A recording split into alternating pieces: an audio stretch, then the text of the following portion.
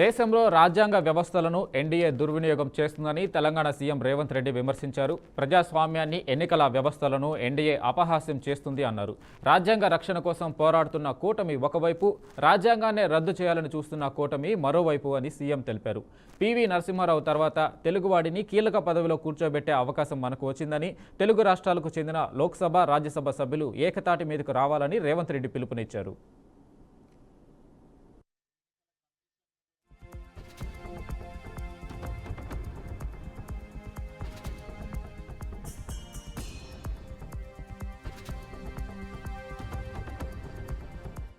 ఉపరాష్ట్రపతి అభ్యర్థిగా జస్టిస్ సుదర్శన్ రెడ్డిని ప్రకటించడము తెలుగు ప్రజలకు, ముఖ్యంగా తెలంగాణ ప్రజల యొక్క గౌరవ ప్రతిష్టలను పెంచింది. ఈరోజు దేశ రాజకీయాలలో ఒక పక్కన రాజ్యాంగాన్ని మార్చాలి, రిజర్వేషన్లను రద్దు చేయాలి, ఎన్నికల్లో నెగ్గాలి అంటే ఎన్నికల కమిషన్ను కూడా దుర్వినియోగపరిచి బ్రతికున్న ఓటర్లను చనిపోయినట్టుగా, లేని ఓటర్లను ఉన్నట్టుగా నమోదు చేసి ప్రజాస్వామ్య ప్రక్రియను అపహాస్యం చేస్తున్న ఎన్డీఏ ఒక పక్కన, మహాత్మా గాంధీ గారి స్ఫూర్తితో సాధించుకున్న ప్రజాస్వామ్యం శాంతియుతంగా ప్రపంచాన్నే జయించవచ్చు అని ఆదర్శంగా నిలబడిన మహాత్మా గాంధీ గారి స్ఫూర్తితో డాక్టర్ బాబాసాహెబ్ అంబేద్కర్ గారు అందించిన రాజ్యాంగాన్ని రక్షించడం, రాజ్యాంగ స్ఫూర్తిని కొనసాగించడం, రాజ్యాంగబద్ధమైన సంస్థల్ని పరిరక్షించడం ఇండియా కూటమి ఈరోజు ఇంకొక పక్కన. అందుకే రాజ్యాంగ వ్యతిరేకులైన కాళేశ్వరం కమిషన్ రిపోర్టు విషయంలో బీఆర్ఎస్ అధినేత మాజీ సీఎం కేసీఆర్ కీలక నిర్ణయం తీసుకున్నారు. కమిషన్ రిపోర్టు తప్పుల తడకగా ఉందని హైకోర్టును కేసీఆర్ ఆశ్రయించారు. జస్టిస్ ఘోష్ నివేదికను సవాల్ చేస్తూ కేసీఆర్, హరీష్ రావు రెండు వేర్వేరు పిటిషన్లు దాఖలు చేశారు. కాంగ్రెస్ ప్రభుత్వం రాజకీయ కక్ష సాధింపు చర్యలకు పాల్పడుతుందని అన్నారు. ప్రభుత్వానికి కావాల్సిన విధంగా నివేదిక ఉందని ఆరోపించారు. కమిషన్ నివేదికపై స్టే ఇవ్వాలని పిటిషన్లో కేసీఆర్ విజ్ఞప్తి చేశారు.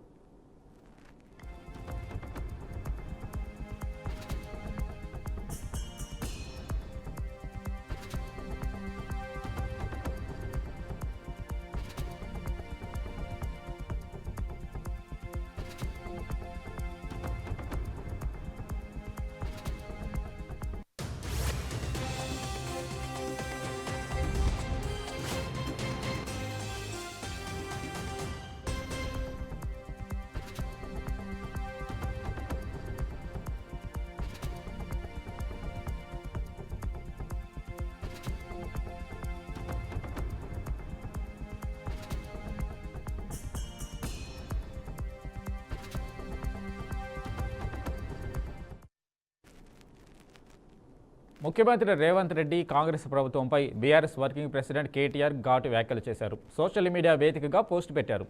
ఎస్ఎల్బీసీ టన్నెల్ తవ్వడం చేత కాదు, సుంకిశాల రిటైనింగ్ వాల్ సరిగ్గా కట్టించే తెలివి లేదన్నారు. చివరికి ఓ చెక్ డ్యామ్ను కూడా నిర్మించలేని కాంగ్రెస్ సన్నాసులు కాళేశ్వరం ప్రాజెక్టుపై బురద జాలడం సిగ్గుచేటు అని మండిపడ్డారు. మహబూబ్ నగర్లోని అడ్డాకుల మండలం గుడిబండ పెద్దవాగుపై కాంగ్రెస్ కాంట్రాక్టర్ నిర్మించిన చెక్ డ్యామ్ 2 నెలల్లోనే ఎందుకు కొట్టుకుపోయిందో సీఎం రేవంత్ సమాధానం చెప్పాలని డిమాండ్ చేశారు. ప్రాజెక్టుల మాట దేవుడెరుగు, చివరికి ఒక ఇటుకు కూడా సరిగా పేర్చలేని ఈ దద్దమ్మ ముఖ్యమంత్రి, కాంగ్రెస్ సర్కారు ముక్కు నేలకు రాసి మరోసారి కాళేశ్వరం ప్రాజెక్టుపై నోరు పారేసుకోమని లెంపలేసుకోవాలి అని ఎక్స్ వేదికగా కేటీఆర్ డిమాండ్ చేశారు.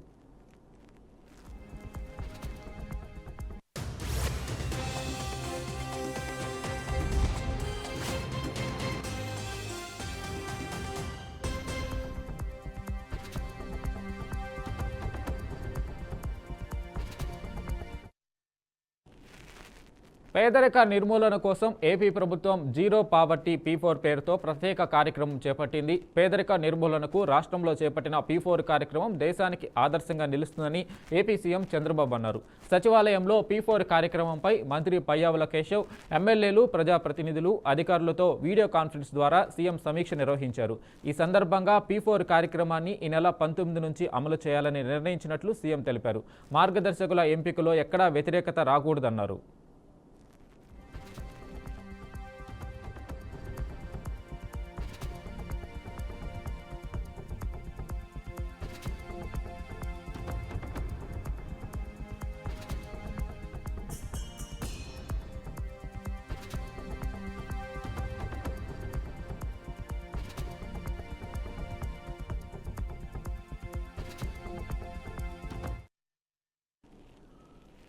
అమరావతి మునిగిపోయిందని దుష్ప్రచారం చేస్తున్నారని హోంమంత్రి అనిత మండిపడ్డారు. వర్షాకాలంలో గొంతుల్లోకి నీళ్లు వస్తాయని కూడా తెలియదా అని ప్రశ్నించారు. వైసీపీ అనుబంధ మీడియాలో అసత్య ప్రచారాలు చేస్తున్నారని ఆరోపించారు. అమరావతి కోసం మహిళలు 5 ఏళ్ల పాటు పోరాటం చేశారని గుర్తు చేశారు. స్త్రీ శక్తి పథకంపై కూడా బురద జల్లే ప్రయత్నం చేస్తున్నారని అనిత మండిపడ్డారు. అసత్య ప్రచారం చేసే వారిపై చర్యలు తీసుకుంటామన్నారు. సరిదిద్దుకోవడానికి ఈరోజు గవర్నమెంట్ సిద్ధంగా ఉంది. మేమెవరం దేవుళ్ళం కాదు, మేము చిన్న చిన్న తప్పులు చేయొచ్చు. అటువంటి పరిస్థితుల్లో మీరు నిజంగా వాస్తవాలను చెప్పండి, డెఫినెట్గా మేము చేసే పరిస్థితి కూడా మేము ఇలాగే మాట్లాడతాం. అంతే తప్పించి అవాస్తవాలను వాస్తవాలుగా చిత్రీకరించడానికి ఒక దండుపాలెం బ్యాచ్ లాగా కొంతమందిని బయటకు తీసుకొచ్చి ఇదే పనిగా సోషల్ మీడియాలో పోస్టులు పెట్టించి సోషల్ మీడియాలో నోటుకొచ్చినట్టు మాట్లాడించి తిరిగి మహిళల గురించి కించపరిచేటట్టు మాట్లాడించి రెచ్చగొట్టే విధంగా మాట్లాడించి ప్రజల్ని మభ్యపెట్టడానికో అభద్రతా భావానికి గురి చేయడానికో గనక ప్రయత్నం చేస్తే డెఫినెట్గా లీగల్గా మేము యాక్షన్ తీసుకుంటాం. ఇటువంటి సోషల్ మీడియా పోస్టుల మీద ఒక ఫ్యాక్ట్ ఫైండింగ్ కమిటీ కూడా మేము ఏర్పాటు చేసుకుంటాం.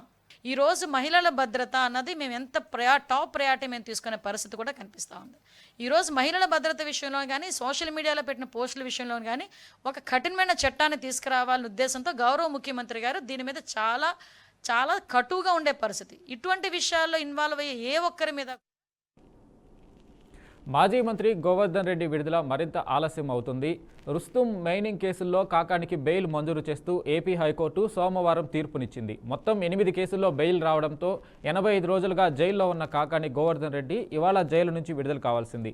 కానీ గూడూరు కోర్టులో బెయిల్ పత్రాలు అందడంలో ఆలస్యం అవడంతో జైలు వద్ద 5:30 లోపు బెయిల్ పత్రాలు సమర్పించలేకపోయారని, కానీ పత్రాలు 6 గంటల 20 నిమిషాలకు బెయిల్ పత్రాలు సమర్పించడంతో కాకాని బుధవారం విడుదల కానున్నారు. ఇప్పటికే జైలు వద్దకు కాకాని గోవర్ధన్ రెడ్డి కుమార్తె పూజితతో పాటు ఎమ్మెల్సీలు చంద్రశేఖర్ రెడ్డి, మేరిగా మురళీధర్, మాజీ ఎమ్మెల్యే సంజీవయ్య, వైసీపీ నేతలు వెళ్లారు. ముఖ్యమంత్రి కాకాని గోవర్ధన్ రెడ్డి విడుదల ఆలస్యం అవ్వడంపై కాకాని కుమార్తె పూజిత స్పందించారు. తన తండ్రి ఇవాళ విడుదల అవుతారని ఆశించామన్నారు. ఎంతోమంది కాకాని విడుదల కోసం ఎదురు చూస్తున్నారని తెలిపారు. 5 గంటల 30 నిమిషాలకు జైల్లో ఇవ్వాల్సిన జామీను పత్రాలను తమకు 5 గంటల 32 నిమిషాలకు కోర్టులో ఇచ్చారని అసహనం వ్యక్తం చేశారు. అందువల్లే తన తండ్రి విడుదల ఆలస్యం అవుతుందని వాపోయారు.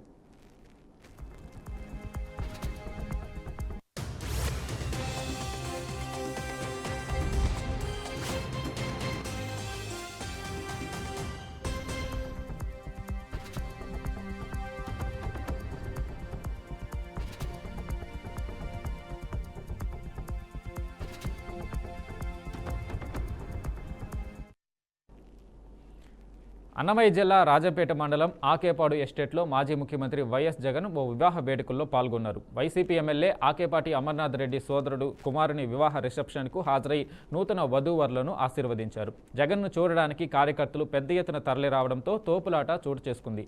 పోలీసులు భారీ బందోబస్తు ఏర్పాటు చేశారు.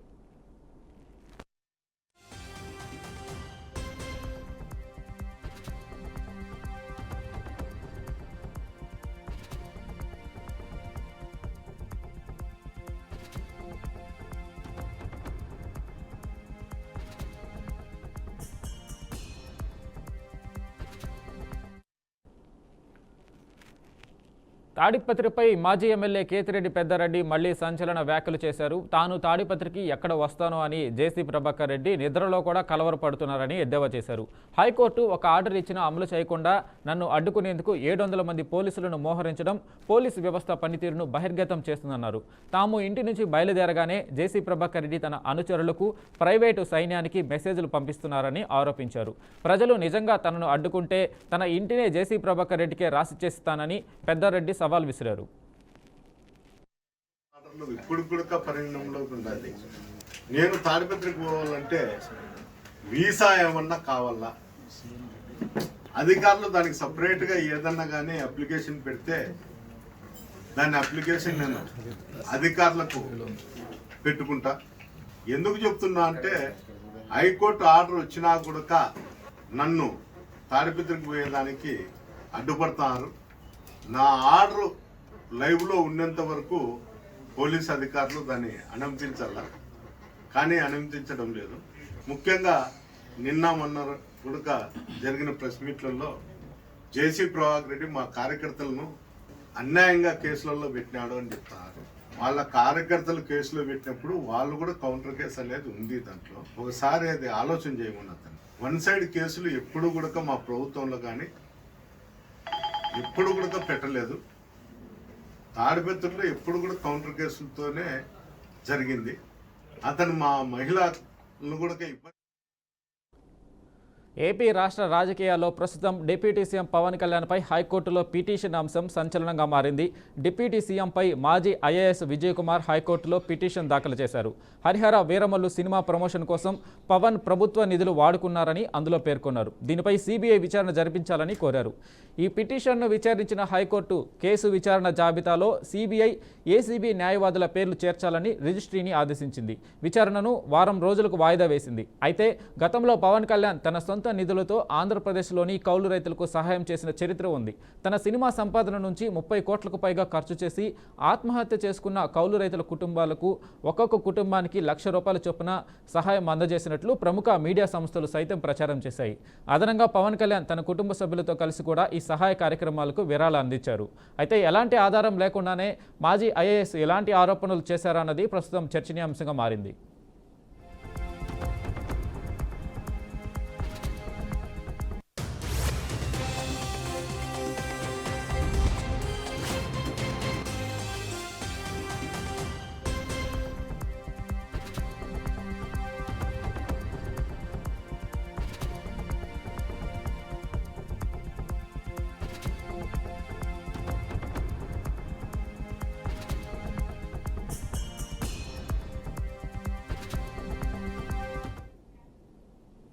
హైదరాబాద్లోని డిఎస్ఆర్ గ్రూప్ కన్స్ట్రక్షన్ కంపెనీలో ఐటీ అధికారులు సోదాలు చేపట్టారు. నగరంలోని డిఎస్ఆర్ కార్యాలయాలతో పాటు కంపెనీ డైరెక్టర్ల ఇళ్లలో కూడా ఐటీ అధికారులు తనిఖీలు చేశారు. ఏకకాలంలో దాదాపు 10 చోట్ల సోదాలు కొనసాగుతున్నాయని ఐటీ అధికారులు తెలిపారు. ట్యాక్స్ చెల్లింపుల్లో అవకతవకలు జరిగినట్లు ఐటీ శాఖ గుర్తించి తనిఖీలు చేస్తున్నట్లు సమాచారం.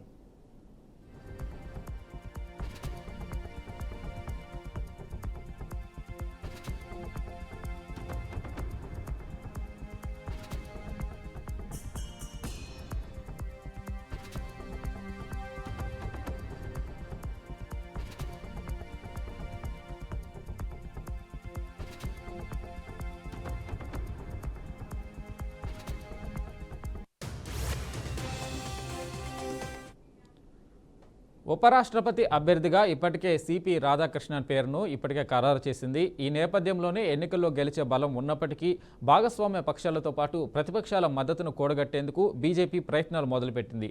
ఈ నేపథ్యంలోనే ఇవాళ ఉదయం పార్లమెంటులోని బాలయోగి ఆడిటోరియంలో ఎన్డీఏ పార్లమెంటరీ పార్టీ సమావేశాన్ని నిర్వహించారు. ఈ భేటీకి ప్రధాని నరేంద్ర మోడీతో పాటు కేంద్ర మంత్రులు అమిత్ షా, రాజ్నాథ్ సింగ్, జేపీ నడ్డా, ఎన్డీఏ ఎంపీలు కూడా హాజరయ్యారు. ఈ సందర్భంగా ఉపరాష్ట్రపతి అభ్యర్థి సిపి రాధాకృష్ణన్ను ప్రధాని మోడీతో పాటు కేంద్ర మంత్రులు సన్మానించారు. ఇక ఆంధ్రప్రదేశ్ నుంచి టీడీపీ తరపున ఎన్డీఏ పార్లమెంటు భేటీలో ఎంపీలు లావు శ్రీకృష్ణదేవరాయలు, రామ్మోహన్ నాయుడు పాల్గొని ఆయనను సన్మానించారు. అనంతరం ప్రధాని మాట్లాడుతూ ఉపరాష్ట్రపతి అభ్యర్థిని ఏకగ్రీవంగా ఎన్నుకునేందుకు అన్ని రాజకీయ పార్టీలు సహకరించాలని కోరారు.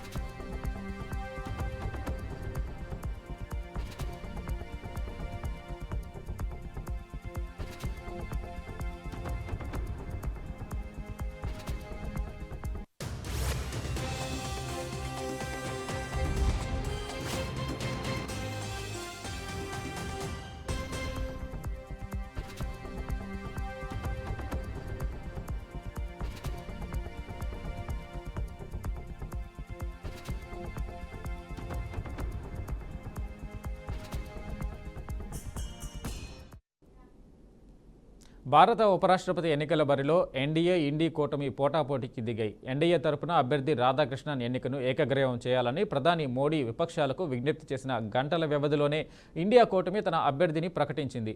విపక్షాల ఉమ్మడి అభ్యర్థిగా సుప్రీంకోర్టు రిటైర్డ్ న్యాయమూర్తి జస్టిస్ బి సుదర్శన్ రెడ్డి పేరును కాంగ్రెస్ చీఫ్ మల్లికార్జున్ ఖర్గే ప్రకటించారు. ఎన్డీఏ కూటమి తమిళనాడుకు చెందిన వ్యక్తిని బరిలోకి దింపడంతో ఇండియా కూటమి సైతం తమిళనాడుకు చెందిన వ్యక్తినే అభ్యర్థిగా ప్రకటిస్తుందని అంతా భావించారు. కానీ అందరి అంచనా అంచనాలను తలకిందులు చేస్తూ అనూహ్యంగా తెలంగాణలోని రంగారెడ్డి జిల్లా ఇబ్రహీంపట్నం సమీపంలోని ఆకుల మైలారంకు చెందిన సుదర్శన్ రెడ్డి పేరును ఇండియా కూటమి ఫైనల్ చేసింది.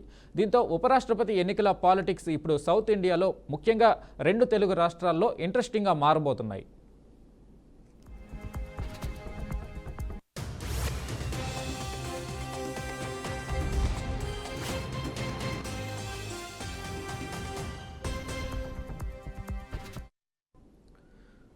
సెలవుల అనంతరం డ్యూటీలో చేరేందుకు వెళ్తున్న ఆర్మీ జవాన్పై టోల్ సిబ్బంది దాడి చేసిన ఘటన సంచలనంగా మారింది. ఈ ఘటనపై NHAI తీవ్ర స్థాయిలో స్పందించింది.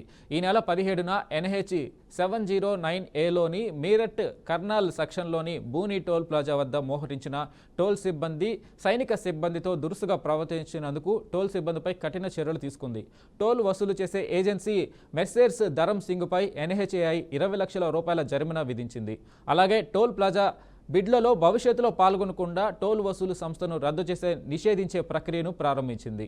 టోల్ సిబ్బంది ప్రవర్తనను తీవ్రంగా ఖండిస్తూ జాతీయ రహదారులపై సురక్షితమైన ప్రయాణాన్ని నిర్ధారించడానికి కట్టుబడి ఉందని NHAI తెలిపింది.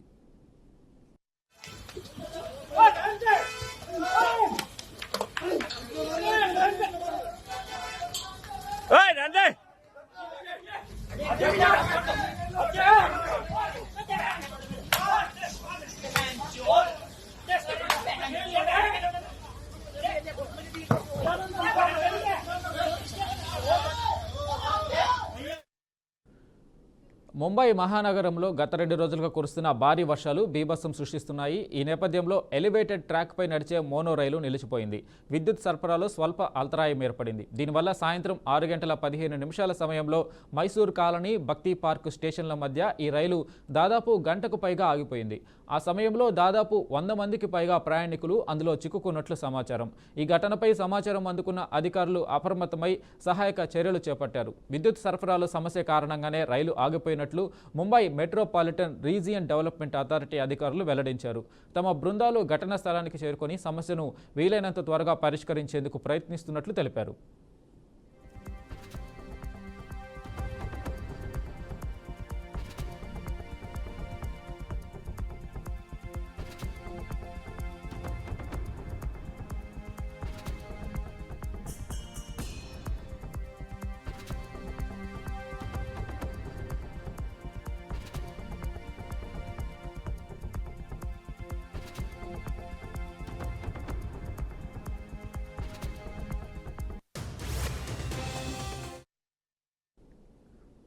తెలంగాణ రాష్ట్రంలో రేపు ఎల్లుండి అతి భారీ నుంచి అత్యంత భారీ వర్షాలు కురిసే అవకాశం ఉందని హైదరాబాద్ వాతావరణ కేంద్రం తెలిపింది.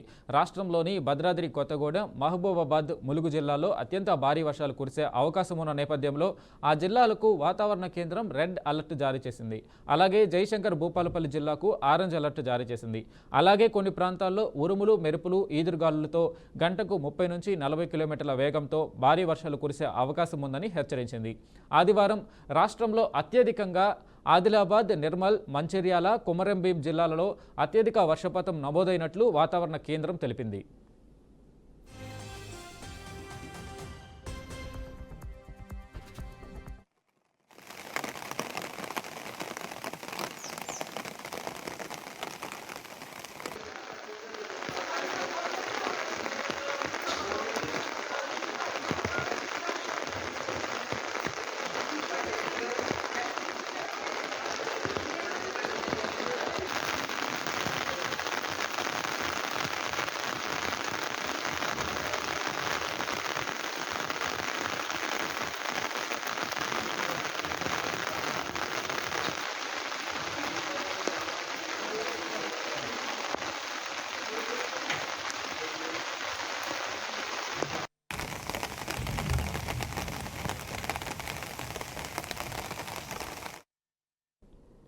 గత కొద్ది రోజులుగా భారత్లోని అనేక ప్రాంతాల్లో కుండపోత వర్షాలు బీభత్సం సృష్టిస్తున్నాయి. ముఖ్యంగా లోయలు, కొండ ప్రాంతాల్లో కురుస్తున్న ఆకస్మిక వర్షాల కారణంగా ల్యాండ్ స్లైడ్ జరిగి పదుల సంఖ్యలో ప్రజలు ప్రాణాలు కోల్పోతున్నారు. ఉత్తరాఖండ్, జమ్మూ కాశ్మీర్ ప్రాంతాల్లో ఈ క్లౌడ్ బరస్టులు సంచలనంగా మారాయి. తాజాగా హిమాచల్ ప్రదేశ్లోని లాగ్ లోయలో క్లౌడ్ బరస్టు చోటు చేసుకుంది. హిమాచల్ ప్రదేశ్లోని కొన్ని ప్రాంతాల్లో భారీ వర్షాలు కురుస్తున్నాయి. దీంతో కొండ చర్యలు విరిగిపడ్డాయి. 2 జాతీయ రహదారులతో సహా 389 రోడ్లు మూసివేయబడ్డాయి. అనేక ప్రాంతాల్లో విద్యుత్, నీటి సరఫరాకు అంతరాయం కలిగిందని అధికారులు తెలిపారు. క్లౌడ్ బరస్ట్ కారణంగా క్షణాల వ్యవధిలోనే వరదలు ముంచెత్తడంతో పలు ప్రాంతాల్లోని దుకాణాలు, భూములు, పంటలు, వాహనాలు కొట్టుకుపోయాయని, ప్రస్తుతం రెస్క్యూ ఆపరేషన్ కొనసాగుతుండగా ఈ ప్రమాద తీవ్రతపై ఎటువంటి సమాచారం అందుబాటులోకి రాలేదని అధికారులు స్పష్టం చేశారు.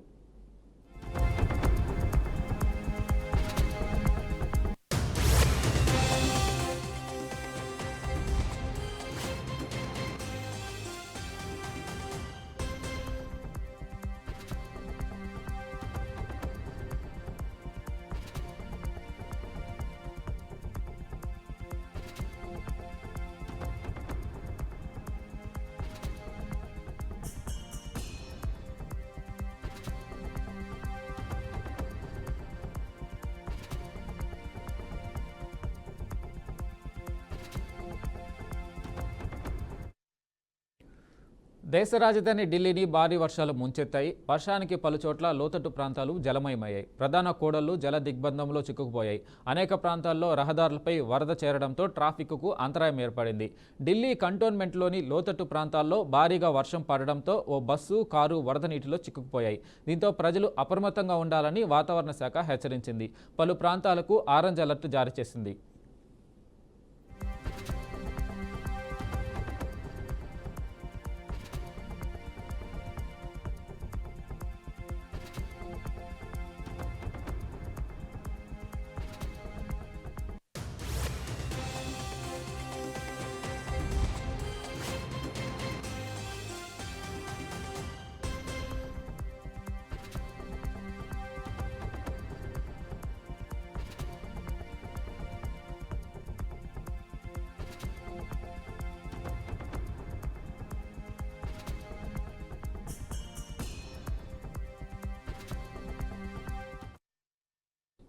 దేశవ్యాప్తంగా పలు రాష్ట్రాల్లో గత కొన్ని రోజులుగా భారీ వర్షాలు కురుస్తున్నాయి. ఈ క్రమంలో శనివారం తెల్లవారుజాము నుంచి మహారాష్ట్రలో కుండపోత వర్షం కురుస్తుంది. ఉదయం నుంచి ఎడతెరిపి లేకుండా కురుస్తున్న వర్షం కారణంగా అనేక ప్రాంతాలు జల దిగ్బంధంలో చిక్కుకున్నాయి. ముంబైలోని రైల్వే ట్రాకులు, ఎయిర్పోర్టు రన్వేలపై భారీగా వరద నీరు నిలిచిపోవడంతో పలు రైళ్లు, విమాన రాకపోకలకు తీవ్ర అంతరాయం ఏర్పడింది. రత్నగిరి, రాయగఢ్, ముంబై సిటీ, సబర్బన్, థానే, పాల్ఘర్ జిల్లాలకు వాతావరణ శాఖ అధికారులు రెడ్ అలర్ట్ జారీ చేశారు. ముంబైలోని విక్రోలి పార్క్ సైట్లోని వర్షనగర్లో కొండ చర్యలు విరిగిపడి 2 మృతి చెందగా 4కి తీవ్ర గాయాలయ్యాయి. గాయపడిన వారు ప్రస్తుతం రాజావాడి ఆసుపత్రిలో చికిత్స పొందుతున్నారు. భారీ వర్షాల నేపథ్యంలో ప్రజలు ఎవరూ ఇళ్ల నుంచి బయటకు వెళ్లకూడదని, లోతట్టు ప్రాంత ప్రజలు సురక్షిత ప్రాంతాలకు వెళ్లాలని అధికారులు సూచిస్తున్నారు. మరో 2 రోజుల పాటు వర్షాలు కురిసే అవకాశం ఉందని భారత వాతావరణ శాఖ హెచ్చరికలు జారీ చేసింది.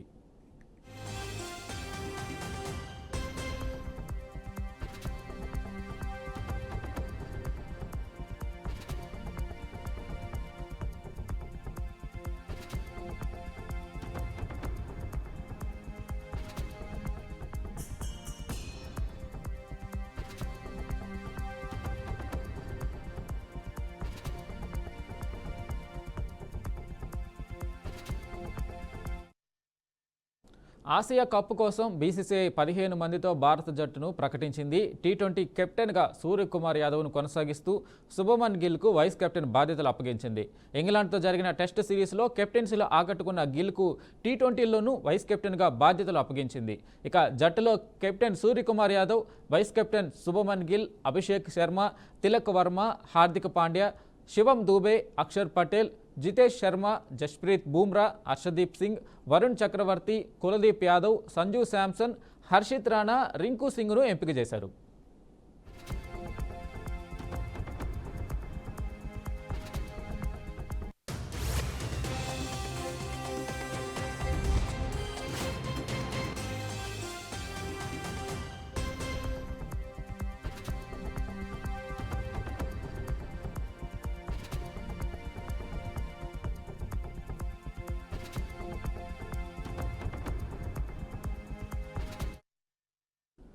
దేశీయ స్టాక్ మార్కెట్లు లాభాల జోరు కొనసాగించాయి. వరుసగా రెండో రోజు కూడా కీలక సూచీలు భారీ లాభాలతో ముగిశాయి. జీఎస్టీ హేతుబద్ధీకరణ ఉంటుందన్న సానుకూల అంచనాలు మార్కెట్కు కొత్త ఉత్సాహాన్నిచ్చాయి. అంతర్జాతీయంగా సానుకూల సంకేతాలు కూడా తోడవడంతో ఇన్వెస్టర్లు కొనుగోళ్లకు మొగ్గు చూపారు. ట్రేడింగ్ ముగిసే సమయానికి బీఎస్ఈ సెన్సెక్స్ 370 పాయింట్ల లాభంతో 81,644.39 వద్ద స్థిరపడింది. అదేవిధంగా ఎన్ఎస్సి నిఫ్టీ 103.70 పాయింట్లు పెరిగి 24,980.65 వద్ద ముగిసింది.